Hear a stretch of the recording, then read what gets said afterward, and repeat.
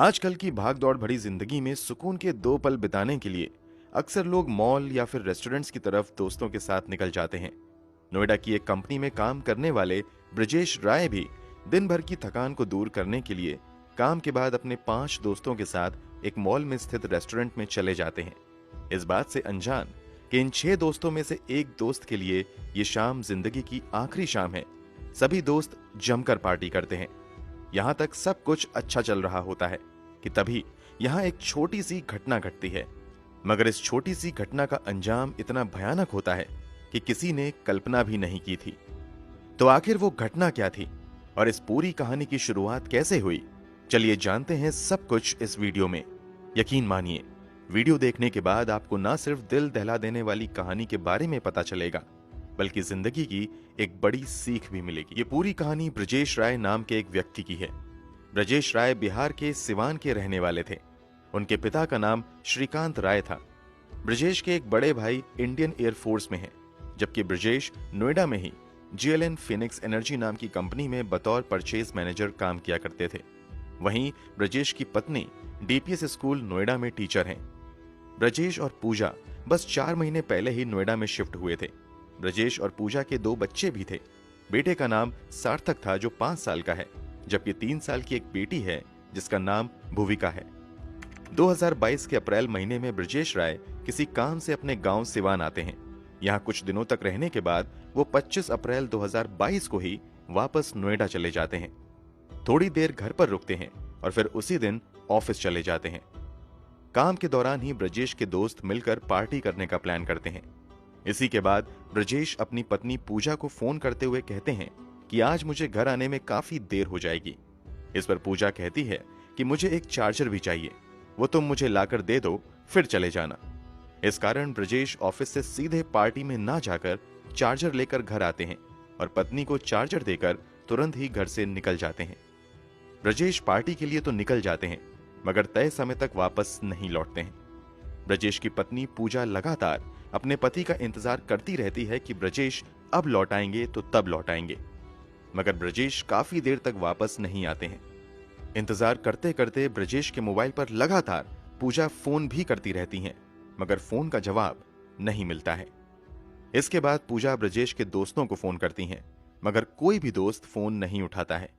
हालांकि जब पूजा लगातार काफी देर तक फोन करती रहती हैं, तो एक दोस्त फोन उठाता है और पूजा से कहता है कि ब्रजेश की हालत अचानक खराब हो गई है, आप जल्दी से नोएडा के सेक्टर 41 में स्थित प्रयाग हॉस्पिटल में आ जाएं। पति के हॉस्पिटल में होने की बात सुनकर पूजा बुरी तरीके से घबरा जाती हैं तथा वो भागते हुए प्रयाग हॉस्पिटल पहुंचती हैं। यहां जो नजारा उन्हें देखने को मिलता है, उसे देखकर उनके पैरों तले जमीन खिसक जाती है। ब्रजेश इस हॉस्पिटल में तो जरूर थे, मगर जिंदा नहीं, मुर्दा। सभी ये जानने की कोशिश करते हैं कि आखिर ऐसा क्या हुआ कि अचानक ब्रजेश की मौत हो गई, जबकि ब्रजेश को पहले से कोई बीमारी भी नहीं थी। नोएडा में ब्रजेश की कोई दुश्मनी भी नहीं थी। शरीर पर भारी घाव के भी निशान नहीं थे। ऐसे में समझना मुश्किल हो रहा था कि आखिर ब्रजेश की मौत कैसे हो गई। अब इस मामले में पुलिस की भी एंट्री हो जाती है। पुलिस अपने स्तर से जांच पड़ताल शुरू करती है। जब दोस्तों से पूछताछ करती है तो कुछ बेहद ही हैरान कर देने वाले खुलासे होते हैं। खुलासे के मुताबिक ब्रजेश राय रोज की तरह 25 अप्रैल 2022 को भी काम पर आते हैं। काम के दौरान ही दोस्तों के साथ पार्टी का प्लान बनता है और इसी के बाद काम खत्म करके ब्रजेश पहले तो अपने घर जाते हैं और फिर वहां थोड़ी देर रुकने के बाद लगभग 7:30 बजे के आसपास नोएडा के मशहूर गार्डन गैलेरिया मॉल के लिए निकल जाते हैं। प्लान के मुताबिक ब्रजेश के 5 और दोस्त गार्डन गैलेरिया मॉल पहले ही पहुंच चुके थे। यहां आने के बाद सभी दोस्त मॉल के अंदर ही स्थित लॉस्ट लेमन रेस्टोरेंट्स एंड बार में चले जाते हैं। यहां पार्टी का दौर शुरू हो जाता है। इन लोगों की पार्टी काफी देर तक चलती है। पार्टी खत्म होने के बाद लगभग 11 बजे के आसपास एक वेटर इन लोगों का बिल लेकर आता है। बिल 7,400 रुपए का था। जब ये लोग बिल देखते हैं तो वेटर से कहते हैं कि इसमें एक्स्ट्रा पैसा जोड़ दिया गया है। ब्रजेश और उनके दोस्तों का कहना था कि जितनी बियर उन लोगों ने मंगवाई थी उससे कहीं ज्यादा के पैसे इसमें जोड़े गए हैं, इसलिए ये लोग बिल के पूरे पैसे देने से मना कर देते हैं और कहते हैं कि जाकर दूसरा बिल लेकर आओ। यहीं से अब बात बिगड़नी शुरू हो जाती है। वेटर बिल लेकर मैनेजर के पास जाता है और मैनेजर को सारी बातें बताता है। मैनेजर भी वेटर की बातों को ही सच मानते हुए एक भी पैसा बिल से कम करने से मना कर देता है। इस बात को लेकर मैनेजर और ब्रजेश के दोस्तों में कहासुनी भी हो जाती है। एक दावा यह भी किया जाता है कि ब्रजेश के दोस्तों तथा मैनेजर के बीच ये बहस एक्स्ट्रा बियर के पैसे जोड़ने को लेकर नहीं हुई थी, बल्कि रेस्टोरेंट्स द्वारा बियर के अलावा बोतल के पैसे सर्विस चार्ज के नाम पर अलग से मांगे जा रहे थे। ब्रजेश और उसके दोस्तों ने इसी बात का विरोध करते हुए एक्स्ट्रा चार्ज देने से मना कर दिया था। बस यहीं से बात बिगड़ती चली गई। ब्रजेश के दोस्तों द्वारा दिए गए बयान के मुताबिक जब ये लोग रेस्टोरेंट को मनमाना पैसा देने से मना कर देते हैं तो मैनेजर तथा रेस्टोरेंट के बाकी स्टाफ इन लोगों के साथ काफी गलत व्यवहार करते हैं। बाद में बरामद की गई सीसीटीवी फुटेज के मुताबिक ब्रजेश और उसके दोस्त तथा होटल के स्टाफ अब बहस करते हुए मॉल की गैलरी तक चले जाते हैं। अब यहाँ पर रेस्टोरेंट के स्टाफ के साथ इस मॉल के बाउंसर भी मिल जाते हैं तथा ब्रजेश और उसके दोस्तों के साथ बदतमीजी करने लगते हैं। यहाँ पर दिखता है कि जब मॉल के बाउंसर और दूसरे स्टाफ इन लोगों के साथ बहुत ज्यादा बदतमीजी करने लगते हैं तो ब्रजेश अपना मोबाइल निकालता है और इन लोगों की हरकतों को मोबाइल के कैमरे में कैद करना शुरू कर देता है। बस यहीं से कहानी में दूसरा खतरनाक मोड़ आ जाता है। ब्रजेश के मोबाइल निकालते ही रेस्टोरेंट लॉस्ट लेमन के स्टाफ और मैनेजर के अलावा गार्डन गैलेरिया मॉल के बाउंसर भी एक साथ ब्रजेश पर टूट पड़ते हैं। ब्रजेश अपने अस्तर से बचने की कोशिश करते हैं, मगर एक साथ इतने लोगों के हमले की वजह से ब्रजेश लाचार हो जाते हैं। कमाल की बात तो ये थी, या ये कहें कि सबसे शर्मनाक बात तो ये थी कि जब ब्रजेश को रेस्टोरेंट तथा मॉल के स्टाफ मिलकर पीट रहे थे, उसी समय ब्रजेश के बाकी दोस्त ब्रजेश को यूं ही छोड़कर वहां से भाग निकलते हैं। कोई भी मदद करने के लिए आगे नहीं आता है। काफी देर तक ब्रजेश की खोज खबर लेने कोई नहीं आता है। हालांकि कुछ देर बाद यानी 11:40 के आसपास कुछ दोस्त मॉल में आते हैं तो वो देखते हैं कि ब्रजेश फ्लोर पर बिल्कुल बेसुध पड़ा हुआ है। ब्रजेश की ये हालत देखकर उसके दोस्त उसे उठाने की कोशिश करते हैं, काफी आवाज भी देते हैं, मगर ब्रजेश किसी तरह की हरकत नहीं करता है। इसी के बाद ब्रजेश का एक दोस्त तुरंत पुलिस को फोन करता है।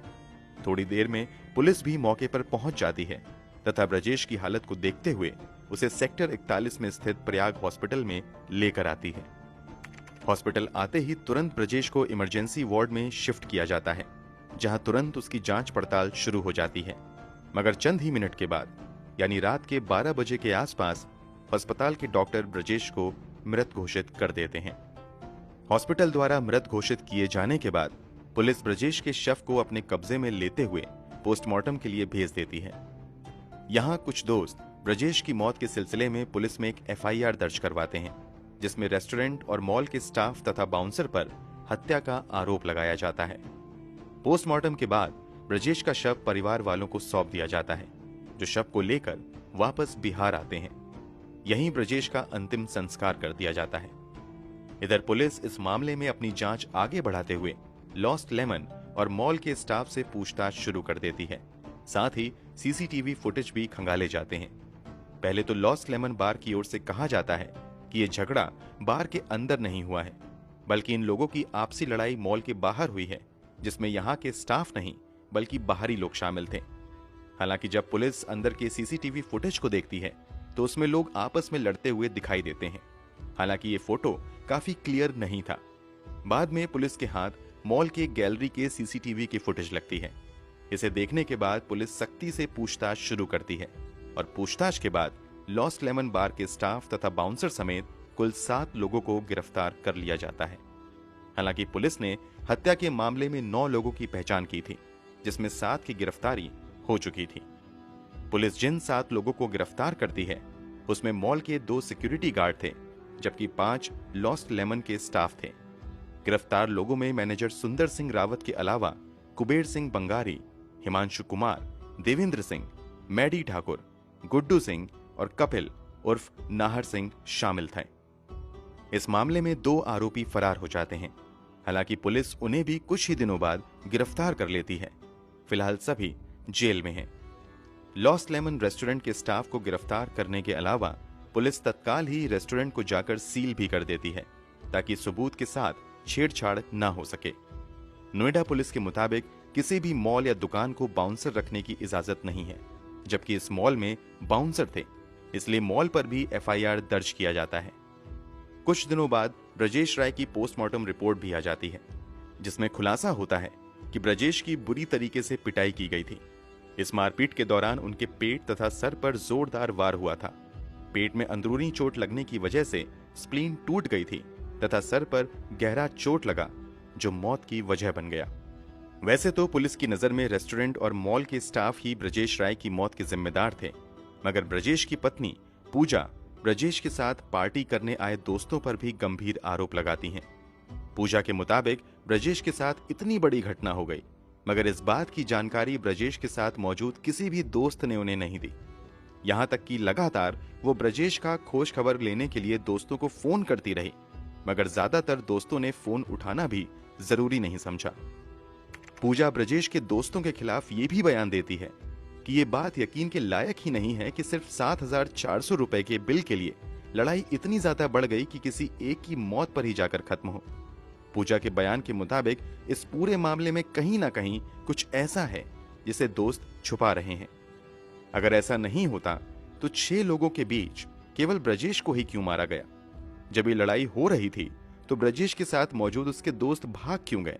कोई साथ देने क्यों नहीं आया? पूजा की शिकायत के बाद पुलिस इस एंगल से भी लंबे समय तक जांच करती रही, मगर दोस्तों के खिलाफ कोई सबूत नहीं मिलता है।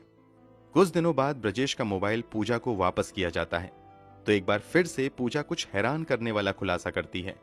पूजा के मुताबिक सीसीटीवी फुटेज में साफ दिख रहा था कि अंतिम पलों में ब्रजेश अपना मोबाइल निकालकर इस घटना की तस्वीरें ले रहे थे, लेकिन जब ब्रजेश का मोबाइल उन्हें वापस किया गया तो अंतिम पलों में ली गई तस्वीर ही मोबाइल से गायब थी।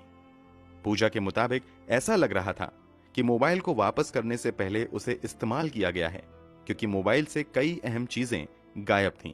कुल मिलाकर भले ही पुलिस इस हत्या की वजह बिल को लेकर रेस्टोरेंट के कर्मचारियों तथा ब्रजेश के बीच हुए झगड़े को मानती हो, मगर ब्रजेश के परिवार वालों के मुताबिक ये एक पूरी प्लानिंग के साथ की गई हत्या है, जिसमें कहीं ना कहीं दोस्तों द्वारा काफी कुछ छुपाने की कोशिश की गई है। यही वजह है कि ब्रजेश की मौत के बाद जब पूजा अस्पताल में थी तो वो ब्रजेश के दोस्तों से तुरंत अस्पताल से निकलकर जाने के लिए कहते हुए सुनी जाती हैं। इतना ही नहीं, वीडियो में वो ये भी कहते हुए सुनी जाती हैं कि तुम लोग मरते हुए दोस्त को छोड़कर भाग गए, तुम दोस्त नहीं हो सकते, तुम्हारे जैसे दोस्तों से होने से तो अच्छा है कि किसी का कोई दोस्त ही ना हो। फिलहाल ये मामला अदालत में है और अब तक किसी भी आरोपी को सजा नहीं हुई है, बल्कि मामला अंडर ट्रायल है। दोस्तों, पूरी कहानी जानने के बाद आपके अनुसार ब्रजेश की हत्या की क्या वजह हो सकती है? कमेंट बॉक्स में जरूर बताएं। अगर आपको हमारी मेहनत पसंद आई हो तो इस वीडियो को लाइक करते हुए शेयर भी करें। अगर आपने अब तक इस चैनल को सब्सक्राइब नहीं किया है तो जल्दी से चैनल को सब्सक्राइब कर लें, साथ ही बेल आइकन दबाकर नोटिफिकेशन जरूर ऑन कर लें। मिलते हैं क्राइम की दुनिया से जुड़ी ऐसी ही एक और सच्ची कहानी के साथ अगली वीडियो में। धन्यवाद।